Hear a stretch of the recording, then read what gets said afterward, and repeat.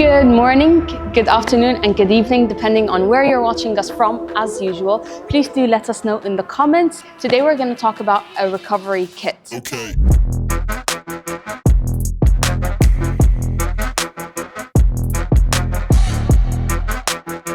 Now, if you have a Jeep specifically, and any 4x4 vehicle, so this product today is not specific only to Jeep owners, but anyone that goes off-roading.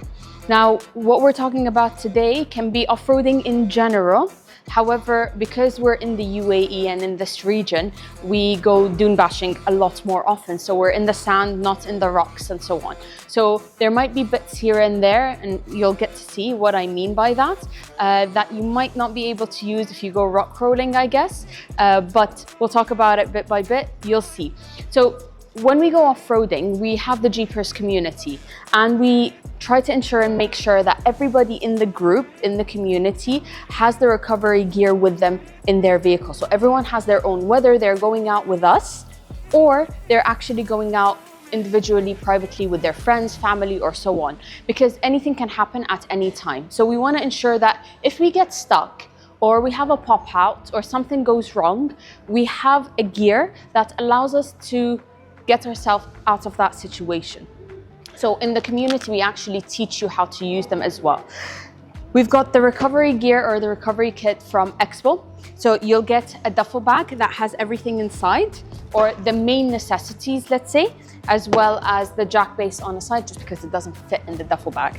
Right, so it's nice that they all just basically fit inside. And these are the essentials that we think every Jeep or every 4x4 should have with them, especially if you dune bash in specific. Now you can add and remove certain items. There are a lot more items that we would recommend you to have as well, but we'll walk through this kit today, and then we can also talk about all the additional things that is advisable to have. So we've got the gloves.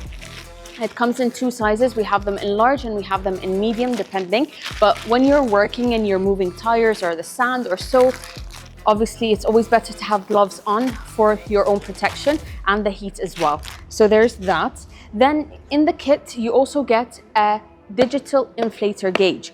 So after you've deflated and you've enjoyed your off-roading, you need to put air back into your tires. So you can have your air compressor cable, the pump, go straight into it, or you can actually control how much air goes in with you standing. So you get your air compressor pipe, right? And you connect it through here, and then you connect this into the tire valve itself, and then you can actually press and it inflates. Once you let go, it stops inflating. When you let go, it will read the PSI you're currently on. So you can actually control how much air goes in and when you want to stop at what PSI. So what else do we receive in this kit? We receive a compact shovel. Now, there are a lot of people that want to go off-roading, but they don't do it intensely or as often as others, right? Generally, we would recommend you get a proper shovel, the proper one. This one is a foldable shovel, right? We do have the proper shovel available at Jeepers for you to buy, and that's what we would typically recommend. But with the kit, in case you don't often use the shovel or need it, but you want to have it just in case. So you've got the shovel like this, and then you just go ahead and you set it up. Obviously, you can angle it depending on how you want.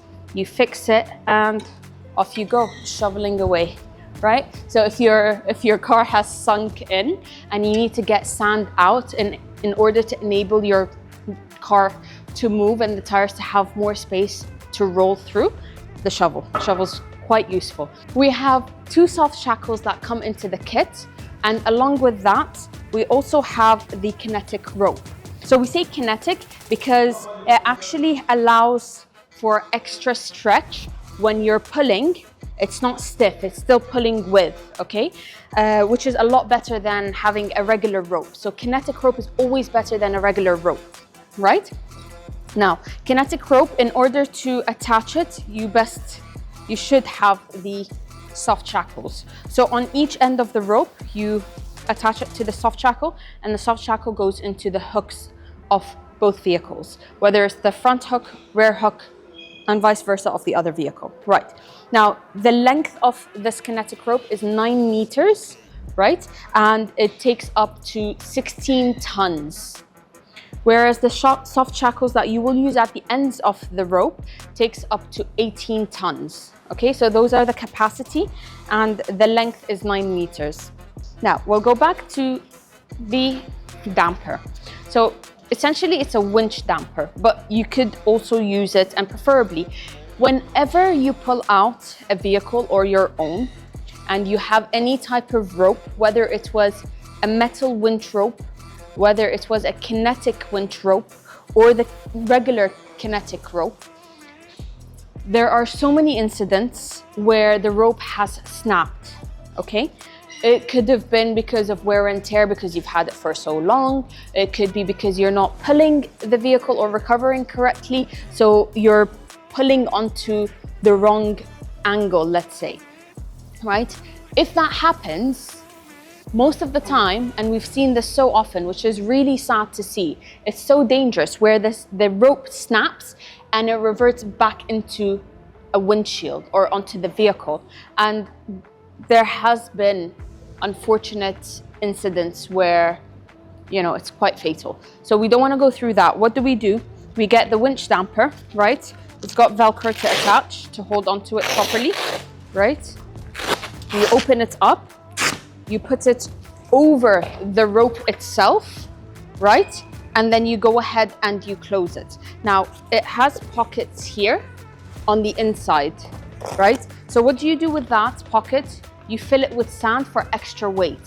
What happens is when you pull, right, and you're trying to recover, and God forbid the rope gives up on you, this will put weight onto the rope and make it fall down.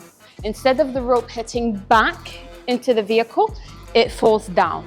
So it protects you. Safety. Safety is the most important thing when it comes to driving in general, whether on road, off-road, dune bashing. It's so important that you make sure that whatever you do, you've kept your safety equipment or safety gear or safety regulations within the usage. Every Jeep comes with its own Jeep factory jack, okay?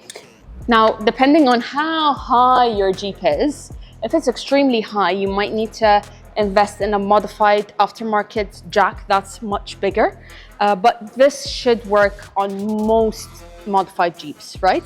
So you use the original jack, and rather than the jack sitting on the sand where there is no grip and it could just easily slip and the car would collapse, and that's so dangerous both for the car and for you, especially if you're actually working on the vehicle and it just collapses onto you, right? So we never use the jack without a jack base. This is your jack base. This goes onto the sand. As you can see over here, we've got some texture to give it a little bit of extra grip, right? It goes like this. You put the jack itself onto here and then start lifting the Jeep up, right? This allows to give you grip so that it doesn't slip inside and the jack stays in place, positioning itself, allowing the lift and for the job to be done. This is the recovery kit that every Jeep in the community has, and this is what every off-roader should have in their car. In case of an emergency, something goes wrong, you can actually help yourself out of a situation. Let us know in the comments if you have any other suggestions, or there is a piece that you think everyone should actually have along with this that's missing out of this kit. We'd love to hear it. And have you been in a scenario where you've actually needed some of these tools and didn't have them in the car? I'd love to hear from you, and we'll see you in the next video. Thank you for watching.